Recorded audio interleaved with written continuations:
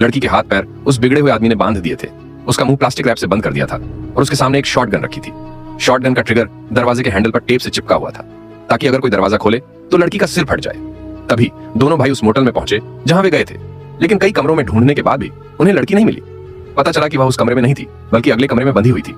इससे पहले कि दोनों कुछ समझ पाते, कमरे में फोन अचानक बज उठा और वे बिगड़े हुए आदमी से बात करने के लिए दीवार से सट गए। छोटे भाई ने जानबूझकर समय रोका और अपने बड़े भाई को लड़की की लोकेशन ढूंढने के लिए घर के पीछे जाने दिया।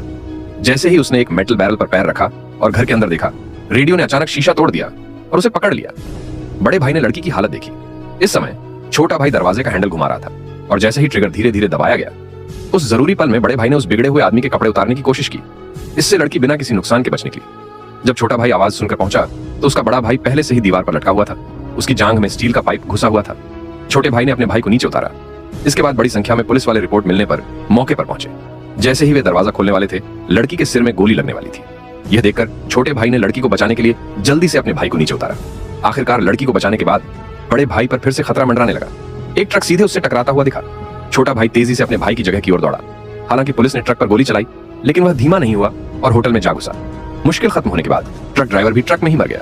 सब कुछ सेफ होने के बाद छोटे भाई ने पुलिस से पूछा कि कातिल कौन है। पुलिस ने कहा कि वह बस एक रेफ्रिजरेटेड ट्रक कंपनी का डिलीवरी ड्राइवर था। यह सुनकर छोटे भाई को तुरंत एहसास हुआ कि कुछ गड़बड़ है।